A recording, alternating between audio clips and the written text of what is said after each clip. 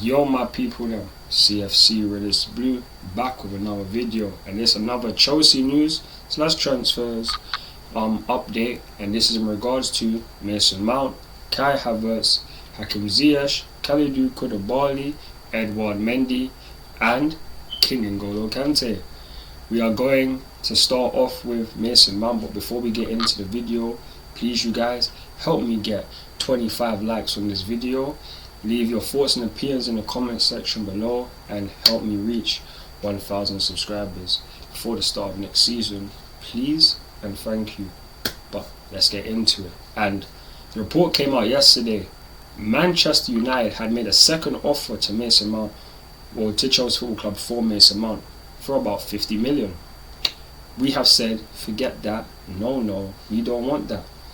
And you're going to have to come with another bid of 60 million to 65. That is our evaluation that we will give Manchester United for Mason Mount. But the talking point for me isn't this bid.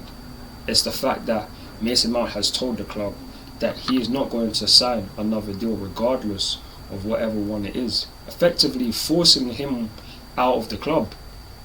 People will be saying that the club, the structure has been moving off all season and it's going to be a bad time to give Mason Mount the contract. Like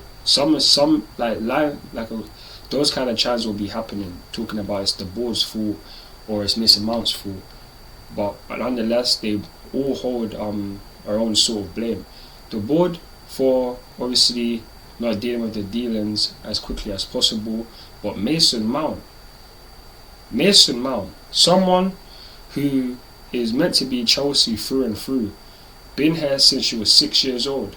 Fair enough, you might not have got the deal that you wanted in terms of like, it's a 7-year contract, but I've even said this in another video. Why is it that you're not going to accept this deal? It's because you know that there's other talents that are going to be coming, like in Nkunku, who could be better than you, because Reece James could sign on this contract 7 years to put his pen to paper on being Chelsea for the next 7 to 8 years. Why can't you? I really don't understand it. Like for me, Mason Mount, you are a Chelsea boy through the academy, but the way you're conducting yourself, I don't appreciate it, and I find it disrespectful. People are going to be saying that there's a lot of context. Fam, at the end of the day, if there's a contract on the table, take it for Chelsea Football Club. People have been saying that he's earning 80k or 60k a week for almost how many years? If he was going to give you 100k more just on top of that, just to stay at the club, that you love, the club that you've been at, the club that you would do anything for, you come to the fans and clap after every game, but now you're not willing to sign a long-term deal to stay at the club for the future, because in this structure we're dealing with the future of the team in terms of 5 to 6 years down the line. Under the previous regime, it was not like that. It was for 2 or 3 years, and that's not good enough in terms of like the longer planning to make the squad building a whole lot better. But Mason Mount, you right now, you are not doing this good enough, and I'd be real. If we get 60 million for you, I've always said, even getting 50 million or even higher than that, that is a W, because I wouldn't necessarily be paying 55 to 60 million for Mason Mount. But Manchester United rule, it is what it is. We've seen a lot of Chelsea Academy graduates come and go, and we are still fine. We will keep the players who are loyal to the team and who will stick by the team through thick and thin. Mason Mount right now, you're not necessarily doing that, and I'm very, very disappointed. And just honestly, I'm not necessarily fussed if you go. And at one point I didn't want you to leave, but after seeing this, you don't really have a high level of respect for the club right now. So it's best for you that you leave, and as quickly as possible. Manchester United, you better just pay up that money. But now for the second person, Kai Havertz, and the report came out that Arsenal had agreed a 65 million fee with Kai Havertz. That was reported by David Ornstein, and this deal here is actually mad. because after the season he had last season, scoring 9 goals in all competitions in 45 games or more, he's getting sold for 65 million. In the year 2020, Chelsea had paid 72 million for Kai Havertz. Arsenal will pay 60 million upfront with another add-ons that could potentially reach 7.5 million based on the add-ons. So it could be 67.5 million. But for me, this deal is massive. Like, we have signed in Nkunku, who is 50 million, 60 million euros. Kai Havertz is getting sold for 65. And Nkunku is a much better player than Kai Havertz. Kai Havertz is good technically. I'm not saying if he goes to Arsenal, he won't be a good fit. It could be. But based off what we've seen, he is not consistent enough to be able to hack a long-standing Premier League season. Cup competitions, he can do a job. But consistently, over a whole season, he's not good enough. In the Premier League, he just can't hack it for me. Because Bundesliga, he could do it. But in the Premier League, it's a completely different animal. And I don't think he's going to go to Arsenal and light up the Premier League. If he does, then that's a hats off to Arteta to show his coaching. But I really, really doubt that Kai Havertz will be better for Arsenal than he was for Chelsea. But obviously, you have to wait and see on that one. But hey, thank you for the night in Porto, Kai Havertz. Thank you for that night. Winning us the Champions League. Big you up. But now, we're going to move on to the next topics. And we're going to start off with Hakim Ziyech and the Saudi Arabians. The Saudi Arabians, them are saving us. How many guys are they going to be taking from us? So, my fault, Mateo Kovacic. Well, I talk about Mateo Kovacic. But Hakim Ziyech has joined Al Nasri. And boy, I'm not necessarily sure if the fee is going to be between about 8 million to 15 million.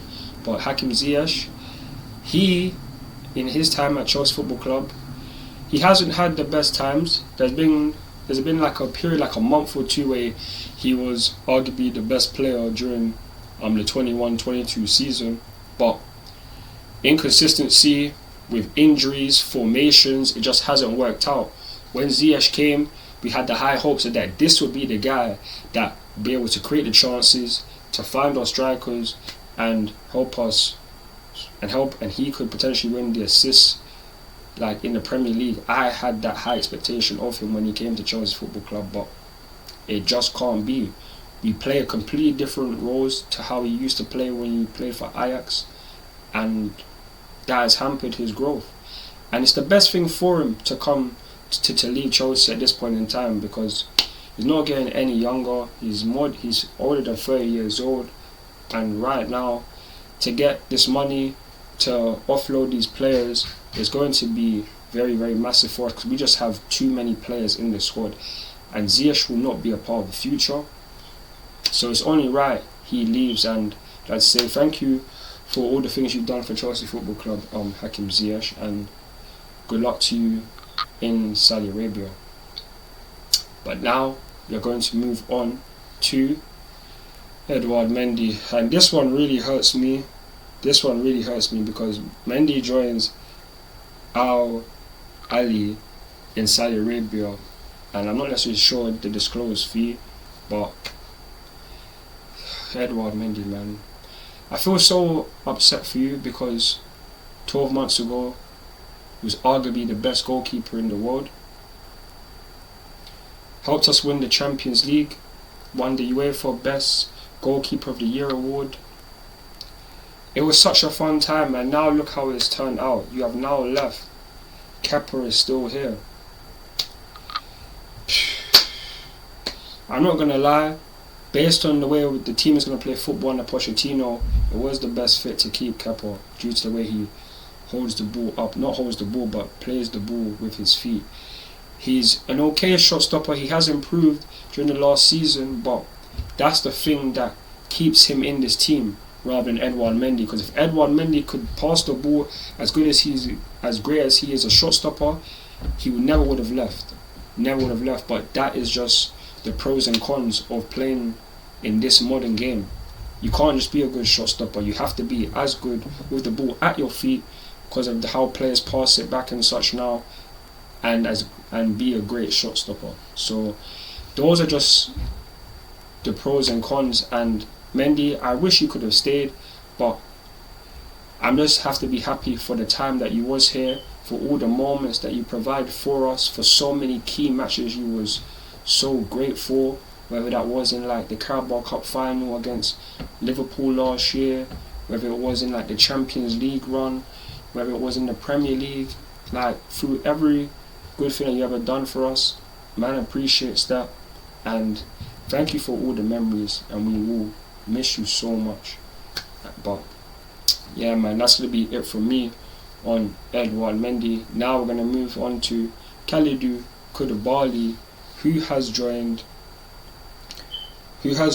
Al Hilal for 25 million euros. It's about 17 million pound, 80 million pound. We bought him last summer for about in the region of about 38 million euros. So that's like 32. It's not that big of a loss, and only him being here for a year, it's quite underwhelming, because we heard for so many years that this guy is one of the best centre backs in the world, and he's come here and he has not been as great as we thought. There's so many times you looked at Koulibaly and you're thinking he's just going to get booked. That's unreliability. How can we think of you and the first thing we'll think of is that, oh yeah, he's going to get booked? That is not good. He wasn't the leader that we hoped for in terms of how we could have managed the team on more of a game-to-game basis. Thiago Silva was still the far much better player for that. Koulibaly, like, you had good moments scoring against Tottenham last season, but overall it just was completely underwhelming. And boy, I hope that you have a good time in Al Hilal, and you have and thank you for your time here at Chelsea, but it just wasn't meant to be. And the best thing for you is to move you on, because we have so many younger talents who are building the future for. Levi Cole, he will be taking that place on the left hand side, because Koulibaly, that was going to be his position, but now we got Levi coming pre-season and Koulibaly's gone. So everything happens for a reason. Thank you for coming, and thank you for the time that you had at Chelsea, but good luck to you in Al Hilal. And then we're going to move on to Mateo Kovacic. And Kova, he is going to Manchester City. Manchester City have agreed a fee with Mateo Kovacic for about £30 million, which isn't too bad. We got Mateo Kovacic on loan in the 2018-19 season, but then paid about 40 million for him the season after that because of the obligation to buy. And to only lose 10 million since 2020, to lose 10 million since 2020 compared to now, bearing in mind the injuries that Kovacic has had, it's a good fee. It is a good fee, and selling to Manchester City is a direct rival. They could probably use him better in terms of like the way they control games and such, but for me, Kova, he just isn't going to be as reliable as City might hope, because he's going to get injured. The way he runs with the ball this season compared to how he done in last seasons is very, very different, and he just doesn't have the quickness and the turn of pace that he used to have. So for me, it's a good move. We're getting another person off the book that's going to help us get money. That is key, and getting players out, because the squad size is way too big.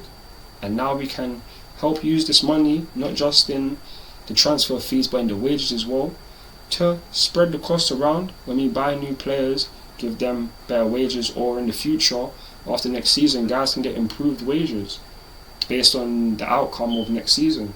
So it's a good thing. Mateo Kovacic, thank you for your time here. Wish you would have been a whole lot better. You wasn't necessarily a guaranteed starter, but for the time you was here, you did very well and helped us win the Champions League. So big you up for that, and good luck to you with Manchester City, even though I really hope you guys don't do that well, because my team needs to do better. But nonetheless, good luck to you at Manchester City. Then we have the last person, and King N'Golo Kante. King N'Golo Kante, my bro. Kante has left Chelsea and he has joined Al Ittihad. King N'Golo. Oh, good luck to you in Al Ittihad, but damn man, you was the best player that we had during this last couple of years. Ever since Hazard left, there was no one that was on your level that could be as consistent as you for a long period of time. Not just that, but you're the most hardworking, the most kind, caring, and happy individual. There's no one in this world that couldn't say that they don't like this, that they dislike N'Golo Kante. Like, as a human being, he has all the qualities. He was the heartbeat of Chelsea Football Club.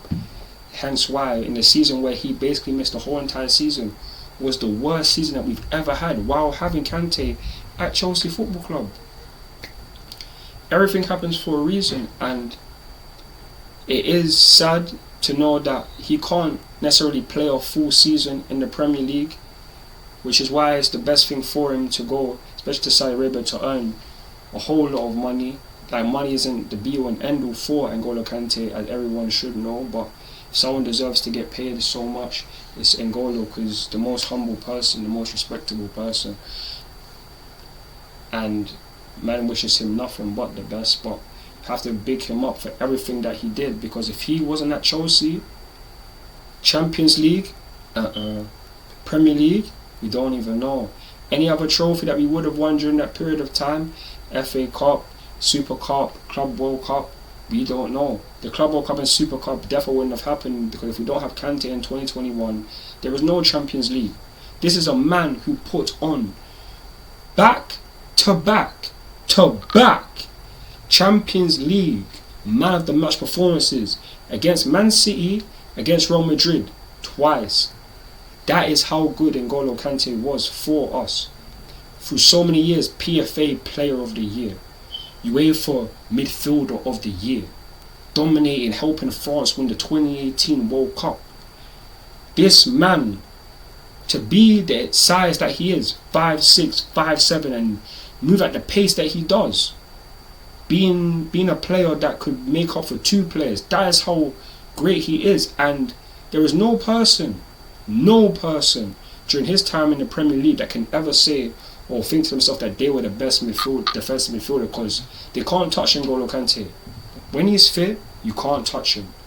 And things like that is the reason why I always had hope that if we had N'Golo Kante in the team, there could always be a way that we can win, or win something major, because that is the level of player that he is. Having just him can do all of that.